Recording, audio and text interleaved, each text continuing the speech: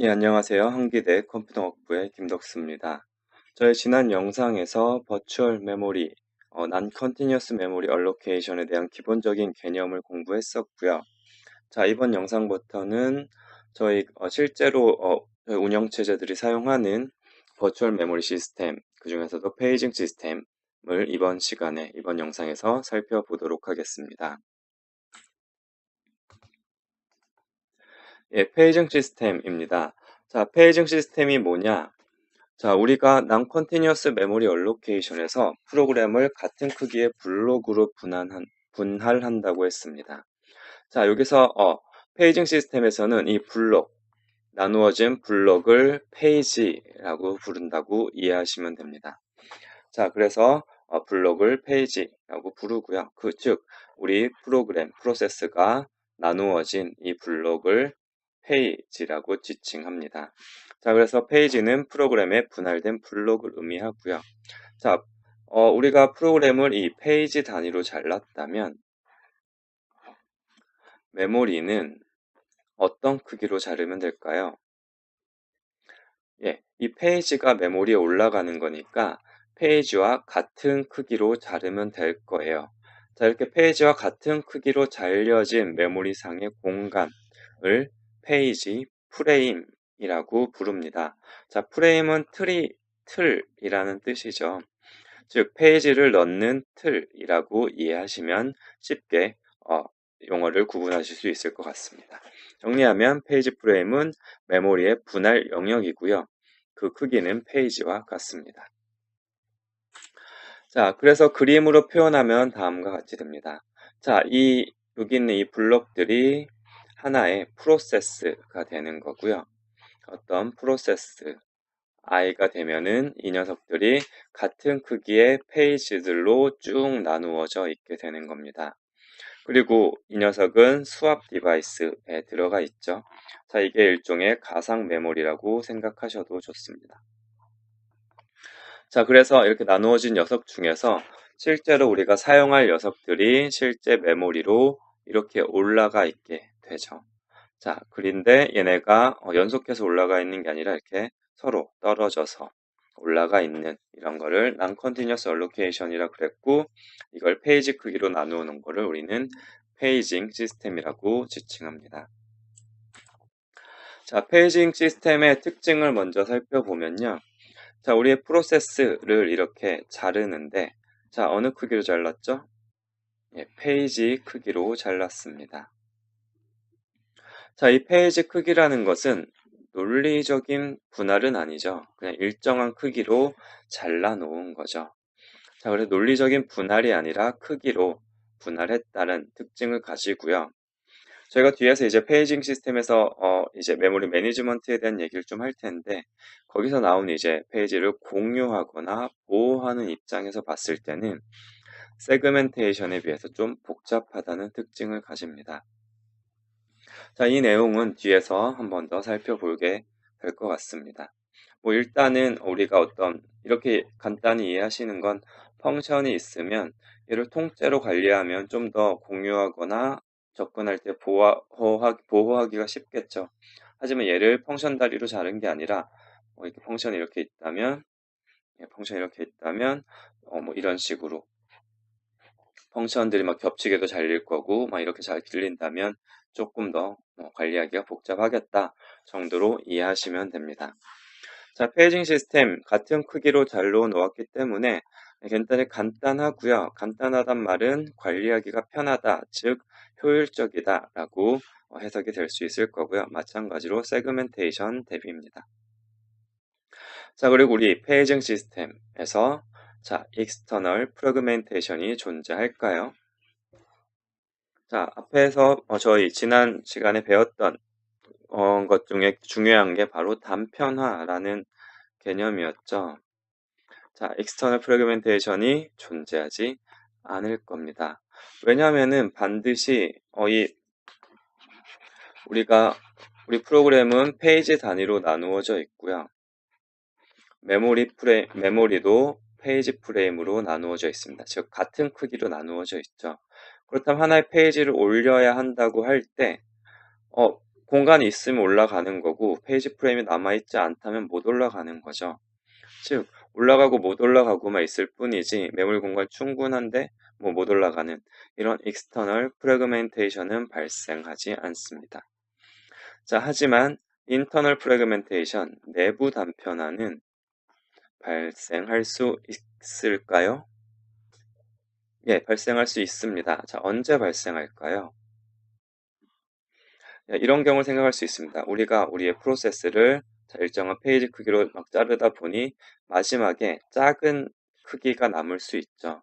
자, 근데 얘는 이 페이지 프레임의 크기보다 작기 때문에 여기 올라간다고 가정하면 자, 이 영역은 낭비되게 되는 내부 단편화가 발생할 수 있습니다. 자, 그래서 페이징 시스템은 external fragmentation은 발생하지 않지만 internal fragmentation은 발생할 수 있다라고 기억하시면 좋을 것 같습니다.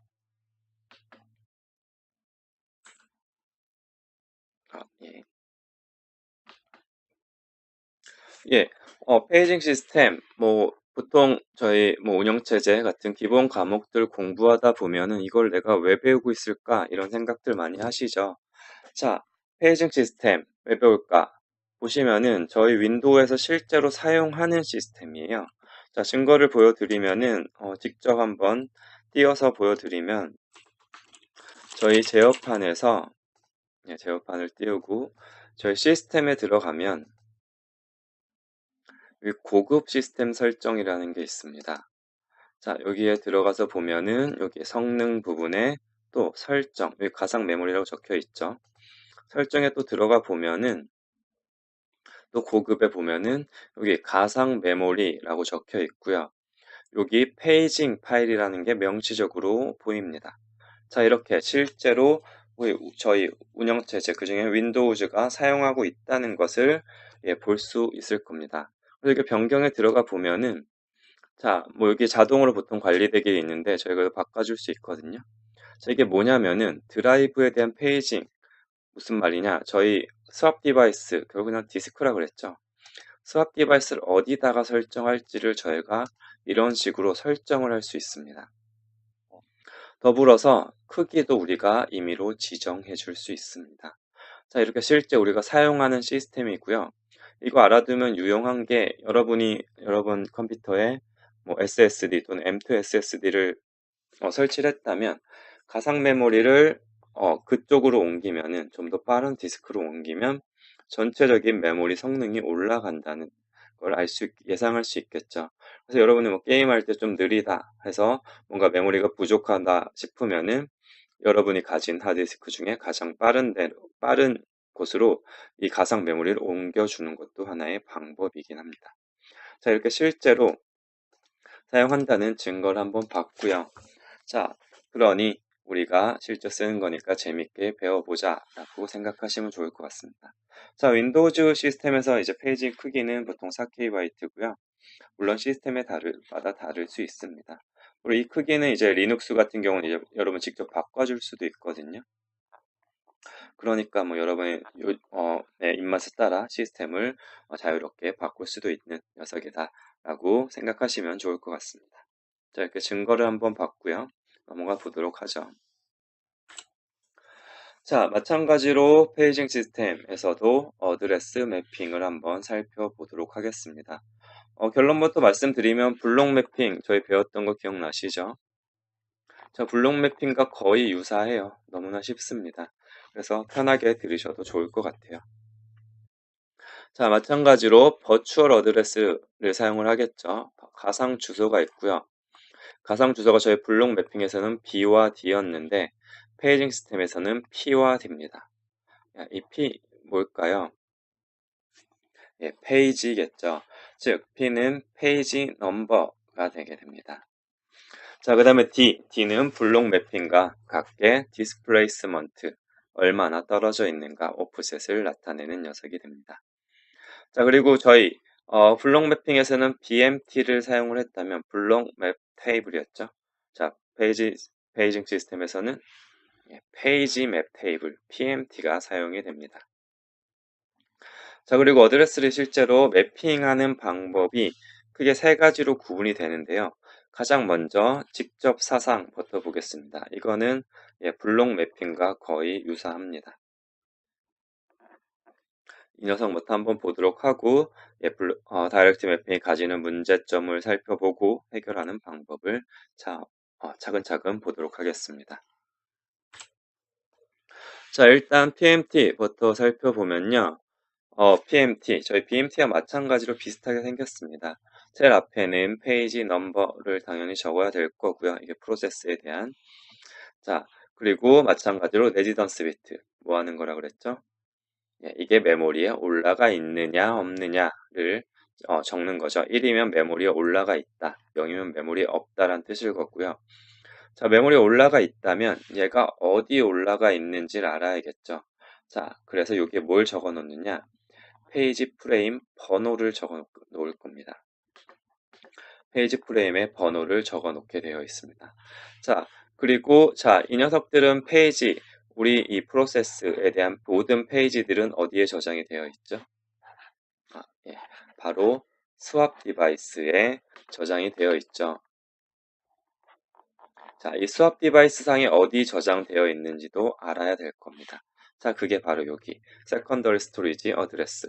자, 어디에 이 페이지들이 스왑 디바이스 어디에 저장되어 있는지를 여기다 적어 놓게 되는 겁니다. 그래서 올라가 있으면은 페이지 프레임 번호 적혀 있을 거고 안 올라가 있으면 안 적혀 있을 거고요. 자, 이렇게 생긴 게 페이지 맵 테이블입니다. 넘어가 보겠습니다. 자, 그래서 아까 말씀드렸듯이 가장 간단한 어드레스 매핑 방법 블록 매핑부터 한번 살펴보겠습니다. 자, 블록 매핑 죄송합니다. 다이렉트 매핑부터 살펴보겠습니다. 자, 블록 매핑과 유사하고요. 자, 가정은 다음과 같습니다. 자, PMT는 커널 안에 저장되어 있다. 그리고 PMT의 각 엔트리 사이즈, 무슨 말이냐? 이 표의 이 한 줄의 사이즈를 우리는 엔트리 사이즈라는 어떤 변수 같은 거라고 생각하셔도 좋고요. 지칭을 할 거고요. 그리고 페이지, 우리 프로세스가 나누어 놓는 이 페이지 크기, 얘를 페이지 사이즈라고 지칭을 하고 시작을 하겠습니다. 자, 다이렉트 매핑 그림으로 살펴보면 다음과 같습니다. 저희 버추얼 애드레스 P와 D로 주어진다고 했었죠. 자, 이렇게 있으면 뭘 찾아야 되죠? 맨 처음에 페이지가 메모리에 있는지를 봐야 될 겁니다. 자, 그럼 뭘 봐야 된다? PMT를 봐야 될 거고요. 얘는 커널 안에 있네요. 자, 그래서 요 녀석은 페이지의 번호죠. 그래서 내가 원하는 페이지 번호를 통해 내가 원하는 엔트리를 찾아가려면 자, 우리 PMT가 저장된 기본 주소를 알고 있다고 가정을 하면 이게 B라고 해볼게요. 자, 그러면 내가 원하는 P 엔트리를 찾아가려면 한 칸의 크기, 이 한 칸의 크기를 우리는 엔트리 사이즈라고 했죠. 자, 얘를 P에다가 곱해주고 자, B로부터 B에다가 더해주면 우리가 원하는 이 엔트리를 찾아갈 수 있을 거예요. 자, 이렇게 한번 테이블을 찾아가고요. 걔가 메모리에 존재하면 걔가 몇 번째 페이지 프레임에 있는지 페이지 프레임 번호가 주어진다고 했죠. 자, 페이지 프레임 번호가 주어지면 우리가 원하는 페이지를 먼저 찾아가야겠죠. 여기를. 자, 어떻게 찾아갈 수 있죠? 자, 페이지 번호를 알고 죄송합니다. 페이지 번호를 알고 그 페이지 하나의 페이지 사이즈를 알고 있죠. 그럼 얘를 곱해주면 여기까지 하면 여기를 찾아갈 겁니다. 자, 여기 페이지의 시작 위치, 페이지 프레임의 시작 위치를 찾아갔고요. 거기로부터 우리가 원하는 건 얼만큼 떨어져 있죠? 디스플레이스먼트만큼 떨어져 있으니까 더하기 D를 해주면 우리가 원하는 R, 리얼 어드레스를 찾아갈 수 있을 겁니다. 자, 요 과정이 조금 없었던 내용이긴 하지만 결국 블록 매핑과 상당히 유사하죠. 결론적으로 우리가 원하는 페이지에 대한 정보를 PMT에서 찾고 거기서 페이지 프레임 번호를 얻어와서 실제 우리가 원하는 어드레스 R을 계산할 수 있습니다. 자, 이게 다이렉트 매핑이고요. 마찬가지로 글로 표현을 해보면 다음처럼 됩니다. 다 저희 했던 내용이고요. PMT를 찾아가서 우리 PMT가 저장된 B를 통해서 우리가 원하는 엔트리를 찾아갔고요. 자, 거기서 얘가 메모리에 있는지 없는지 레지던스 비트를 검사를 하겠죠. 자, 있는 경우는 그걸 기준으로 해서 이렇게 우리 앞에서 했던 것처럼 리얼 어드레스를 계산하면 되고요. 자, 없는 경우, 자, 레지던스 빈트가 제로인 경우 메모리에 아직 올라가지 않았다는 뜻이죠. 자, 이거를 우리는 페이지 폴트라는 용어로 부릅니다. 페이지를 읽는데 실패했다라는 뜻 정도로 이해하시면 좋을 것 같아요. 자, 이 개념은 굉장히 중요한 개념이니까 용어는 알아두시고요. 자, 페이지 폴트가 발생하면 어떻게 해야 되죠? 예, 걔를 메모리에 가져와야겠죠. 자, 어디에 있다 올래? 전체는 수업 디바이스에 있는 걸 자, 메모리로 들고 온다. 들고 와서 적재한 후에 이 밑에 과정으로 내려가면 될 겁니다. 자, 이게 전반적인 프로세스고요. 자, 이 페이지 폴트라는 게 발생을 하면 자, 걔를 메모리에 올려야 될 거죠. 자, 메모리에 올릴 때까지 저희 이거 기억나시나요? 프로세스 스테이트 할 때 러닝 상태에 있다가 자, 얘는 결국은 디스크 IO인 거죠. 자, IO라면 어디로 간다? 예, 어슬립 상태로 간다. 또는 블록이라고도 했었고요. 블록 상태로 간다고 했습니다. 그런 다음에 다시 레디가 됐다가 올라오겠죠. 자, 러닝하다 내려오면은 프로세스를 다른 에게 넘겨주면 무엇이 발생한다? 예, 컨텍스트 스위칭이 발생한다고 했습니다. 자, 얘는 우리가 굉장히 오버헤드가 크다고 했죠. 그 말은 페이지 폴트도 오버헤드가 크다라고 이해할 수 있습니다. 자, 그래서 페이지 폴트는 컨텍스트 스위칭을 발생시키고요. 얘는 오버헤드가 크다라는 걸 기억하시면 좋습니다. 자, 그렇다면 이 페이지 폴트는 가능하면 어떻게 해야 되죠? 예, 피해야 될 거예요. 자, 그래서 나중에 저희가 앞으로 뒤에 영상들에서 보게 될 텐데 이 가상 메모리 시스템의 성능을 높이기 위해서 이 페이지 폴트를 얼마나 줄이는가가 중요하다는 것을 기억하고 계시면 좋을 것 같습니다. 자, 이게 다이렉트 매핑이었습니다.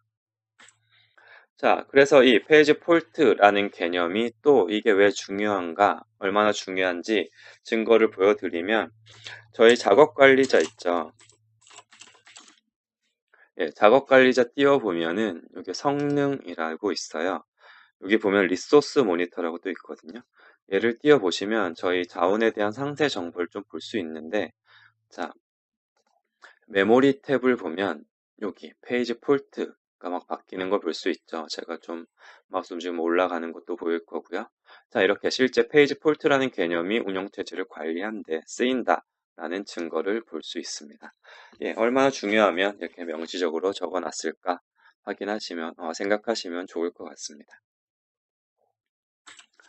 자, 다이렉트 매핑 정리 한번 해봤고요. 자, 근데 얘네 같은 경우에 자, 문제점이 좀 있습니다. 자, 그림으로 한번 돌아가 볼까요? 자, 저희가 우리가 원하는 요 메모리의 이 공간 얘를 접근하기 위해서 메모리를 몇 번 접근하죠? 예, 저희 일단 PMT를 봐야 되는데 자, PMT는 어디 있다? 커널에 있다. 커널은 어디 있다? 메모리에 있습니다. 그 말은 메모리를 먼저 한번 봐요. 보고 또 메모리를 같이 찾아가죠. 즉, 우리가 원하는 데이터에 접근하기 위해서 메모리를 2번 접근합니다. 자, 그 말은 뭐냐? 메모리 접근 횟수가 2배가 되는 거죠. 필요보다. 꼭 필요한 것보다. 자, 메모리 접근이 많다는 건 성능에 저하가 있을 수 있다는 뜻입니다. 자, 이렇게 메모리 접근 횟수가 2배라는 문제점이 있고요. 또 PMT를 메모리에 다 저장해 두어야 한다는 메모리 공간의 오버헤드가 있다는 문제점이 있습니다. 자, 이 중에서도 얘는 다른 녀석들도 얘를 저장을 해야 되기 때문에 어느 정도 허용이 되겠지만 자, 이 녀석은 좀 심각해 보이죠. 자, 그래서 얘네 이 두 가지를 해결하는 위한 방법들이 많이 이제 저희 선배님들이 연구를 하셨고요. 그 중에 이 메모리 접근 횟수에 따른 성능 정화 문제를 해결하는 Associated Mapping이라는 거를 앞으로 살펴보게 될 거고요. 자, 두 번째 문제점에 대한 이런 문제를 해결하는 방법은 이 PMT를 위한 전용 기억 장치를 사용하는 방법도 있습니다. 이런 솔루션들이 있고요. 또 굉장히 다양한 우리 선배님들이 연구를 해서 오늘 많이 번지네요. 연구해서 다양한 또 기법들을 만들어내셨습니다. 뭐 이런 다양한 것들을 다 보기엔 저희가 시간이 많지 않은 것 같고요.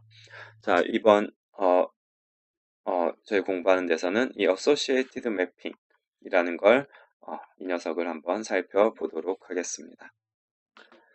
예, Associative Mapping입니다. 자, Associative Mapping은 자, 이 TLB라는 녀석, 이 녀석 하나로 간단히 설명이 됩니다. 자, Translation Look Aside Buffer인데요. 자, 뭔가 바꿀 때 쓴다, 뭐 옆에 두고 본다 라는 개념으로 좀 보여지시죠? 자, 어드레스 매핑을 할 때 옆에 두고 사용하는 좀 특별한 장치라고 생각하시면 됩니다. 자, 이 TLB에 PMT를 적재해 두고요. 얘는 Associative High Speed Memory입니다. 자, 이 PMT를 탐색하기 위한 전용 하드웨어 같은 거라고 생각하시면 편해요. 자, 그래서 얘 특징을 살펴보면은 우리 PMT를 TLB에다가 넣어놓는 거예요. 자, 넣어놓은 다음에 우리 P라는 이 페이지를 요청을 하면 어떻게 하냐면요. 얘를 이렇게 하나씩 뭐 본다거나 아니면 또 주소를 뭐 B 플러스 P 곱하기 뭐 이런 식으로 복잡하게 하는 게 아니라 P만 주면은 얘가 여기를 이렇게 병렬로 동시에 탐색을 해서 그 결과를 한 번에 훅 내보내 줍니다. 이게 굉장히 빠른 이제 하드웨어로 구현을 해놨다고 생각하시면 좋아요. 뭐 전기신호 한 번 주면은 바로 답이 나오는 이런 하드웨어가 있다라고 생각하시면 되고요. 자, 얘가 있으면 당연히 이게 굉장히 빠르겠죠. 하드웨어적으로 해주니까.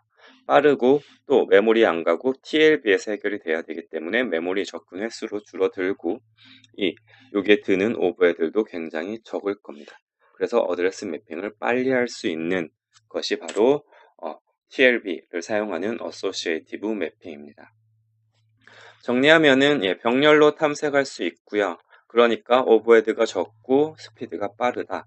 그래서 저희 메모리 2번 억세스 하는 데서 발생했던 저희 성능의 저하를 막을 수 있다는 장점을 가집니다. 자, 하지만 좋죠. 굉장히 좋습니다. 그런데 좋은 건 필연적으로 비쌉니다. 굉장히 비싼 하드웨어예요. 비싼 하드웨어이기 때문에 자, 비싸면은 얘가 크기를 키우기 힘들죠. 보통 비싸면 작죠. 자, 그래서 큰 PMT를 다루기 어렵다는 한계점을 가집니다.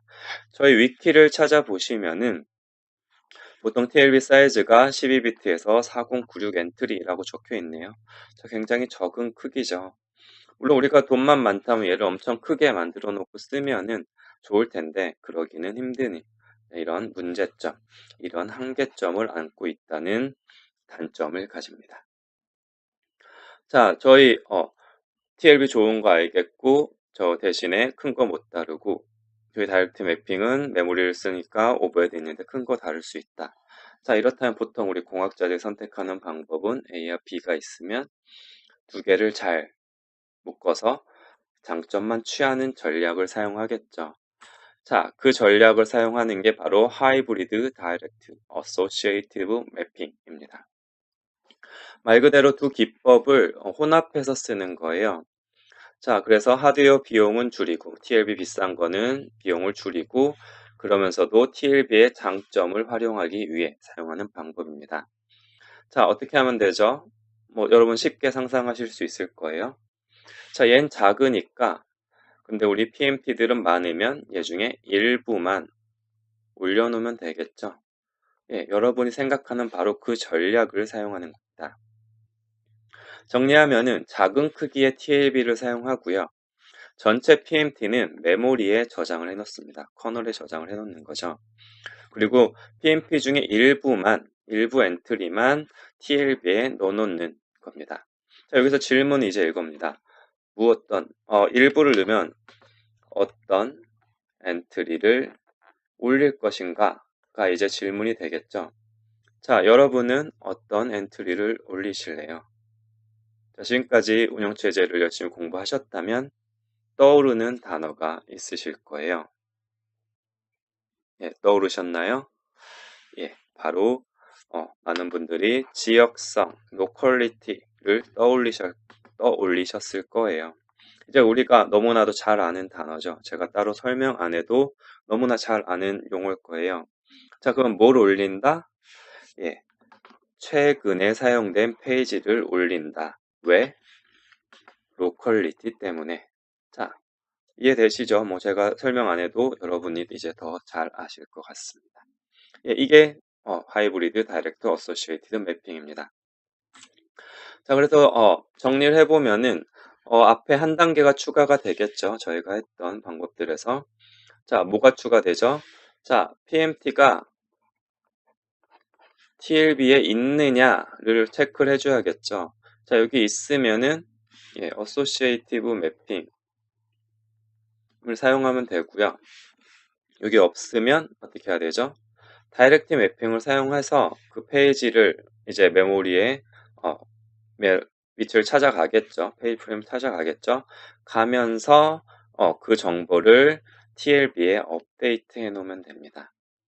자, 그림으로 정리해 보면은 이렇게 돼요. 저희 P가 들어오면은 맨 처음에 어디로 간다? TLB에 가서 한번 보는 거죠. TLB에 가서 있으면 나이스한 경우죠. 그냥 우리 했던 어소시에이트 매핑처럼 해서 어드레스를 찾아가면 되고요. 만약에 여기 TLB에 없다면 우리 했던 다이렉트 매핑 방법을 사용하면 되죠. 이 그림이 좀 복잡해 보이는데 자, 이렇게 보시면 그냥 다이렉트 매핑이에요. 다이렉트 매핑에서 했듯이 PMT, 메모리에 있는 PMT를 보고 원하는 위치를 찾아가면 될 거고요. 자, 이렇게 가는 중에 길목에 잠깐 TLB에 들려서 나 이거 읽었으니까 이제 여기에 네가 정보 가지고 있어라고 말해주고 이제 다이렉트 매핑을 그대로 수행하면 될 겁니다. 자, 이렇게 해놓으면은 다음에 이 페이지를 또 읽으면 TLB에 있을 가능성이 높겠죠. 노컬리티 때문에, 바로 노컬리티 때문입니다. 자, 이게 바로 하이브리드 다이렉트 어소시에이티브 매핑입니다. 자, 너무 쉽죠? 자, 여러분 생각한 그대로 하시면 됩니다. 자, 여기까지가 저희 페이징 시스템에서 어떻게 어드레스를 매핑하는지, 어드레스 매핑에 대한 이야기였고요. 다음 영상에서는 이제 페이징 시스템에서 이제 메모리를 관리하기 위한 또 추가적인 내용들을 한번 살펴보도록 하겠습니다. 예, 오늘 이번 영상이 여러분 공부하는 데 도움이 되셨다면 좋아요 한번 눌러주시고요. 구독도 아직 안 하신 분들은 해주시면 좋을 것 같습니다. 자, 이번 영상은 여기까지 하겠습니다. 수고하셨습니다.